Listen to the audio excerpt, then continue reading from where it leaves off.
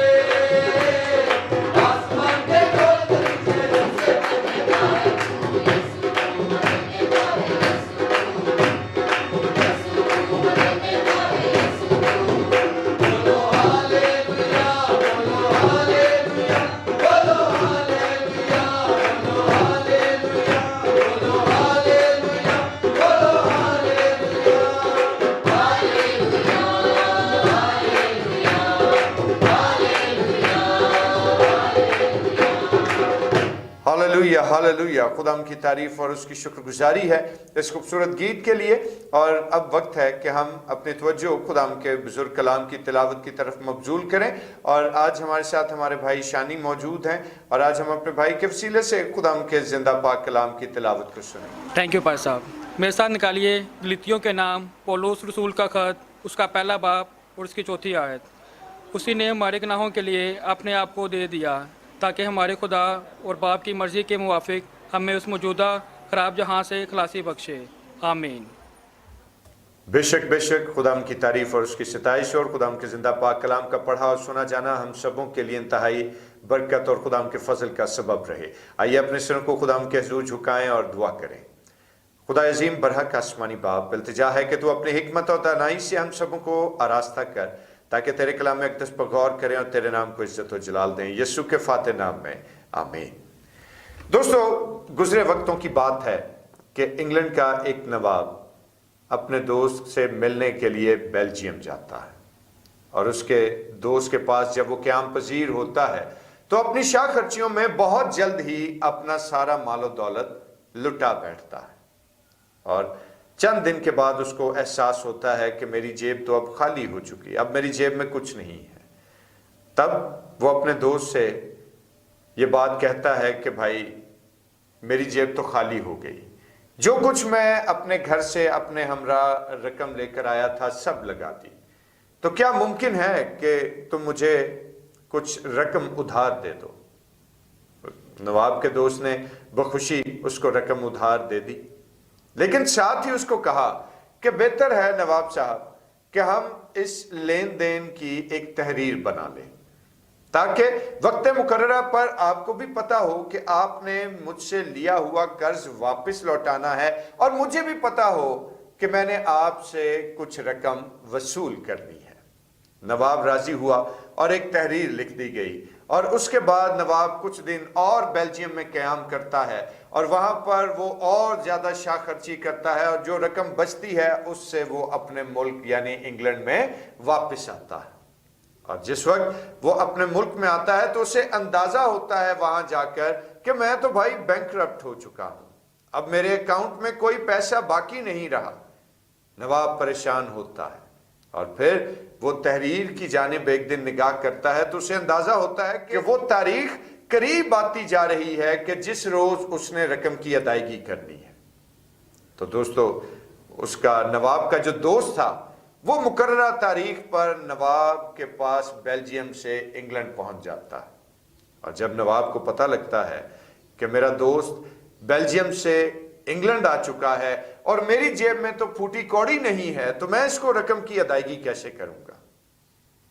तो दोस्त को वो अवॉइड करना शुरू करता है, उसको नजरअंदाज करता है और दोस्त जो था वो फौरी तौर पर इस सारी सिचुएशन को भांप जाता है और वो जिस होटल में ठहरता है वहां पर वो एक बहुत बड़ी ज़ियाफत का एहतमाम करता है और उस ज़ियाफत में इंग्लैंड के बहुत सारे उमरा को बुलाया जाता है। बहुत नामी गिरामी लोग उस ज़ियाफत में शरीक होते हैं और जब खाना लग चुका और मरकजी मेज पर सब लोग बैठ जाते हैं तो नवाब मुलाजिम से कहता है कि इससे कबल कि हम खाना शुरू करें आप एक बर्तन में आग जला कर ले आइए। और मुलाजिम जाता है और जल्दी से एक बर्तन में आग जलाकर टेबल के ऐन वस्त में रख देता है और तब वो नवाब का दोस्त अपने कदमों पर खड़ा होता है और अपनी जेब से एक कागज निकालता है और उसको पहले तो नवाब को दिखाता है और नवाब को दिखाने के बाद वो उसको नजर आतिश करना शुरू करता है और तब तक उस कागज को जलाता रहता है कि जब तक वो कागज जलकर खाक ना हो जाए। तो दोस्तों, तब नवाब जब ये सारा मंजर देखता है तो उसकी आंखों से जारी होते हैं और वो ये बात कहता है कि मैं मकरूज था, मैं गुलाम था, लेकिन अब मैं आजाद हुआ हूं। तो हुआ क्या था? यानी वो तहरीर जो कि उस रकम के लेन देन की तहरीर थी, नवाब के दोस्त ने उस तहरीर को आग के सुपुर्द कर दिया, उसको जला दिया, ताकि अब मेरे दोस्त पर कोई बकिया कर्ज बाकी ना रहे। चुनांचे दोस्तों, आज जिस वक्त हम अपनी सूरत हाल को देखें तो हमारी सूरत हाल भी ऐसी ही थी। यानी बनी नौ इंसान आगाज ही से गुनाह की कैद में बंद हो चुका था और बारहा खुदा के बहुत सारे ऐसे प्लान्स करने के बावजूद भी गुनाह से आजाद नहीं हो पाता था। और फाइनली क्या है कि बनी नौ इंसान अपने गुनाह की वजह से हमेशा की मौत का मकरूज हो चुका था और एक ऐसा कर्ज कि जिसको अदा करने की कैपेसिटी भी इंसान के अंदर मौजूद नहीं थी। तो ऐसी सूरत हाल में खुदा ने हम पर रहम किया, खुदा ने तमाम इंसानियत पर रहम किया और बिलखसूस खुदा ने तमाम तर गुनहगार इंसानियत पर रहम किया। और उसने आज से 2000 साल कबल खुशखबरी की एक ज़ियाफत का एहतमाम किया और उस ज़ियाफत में उसने तमाम गुनाहगार इंसान जो दुनिया से ताल्लुक रखते थे उनको शमूलियत की दावत दी कि आओ मेरे साथ इस ज़ियाफत में शरीक हो जाओ। और जो हुक्मों की दस्तावेज गुनहगार इंसानियत के खिलाफ थी, जो कर्ज इंसान के अगेंस्ट था, उस सारी तहरीर को सलीब की करबनाक और अजियतनाक आग में हमेशा के लिए जलाकर खाकस्तर कर दिया। हालेलुया।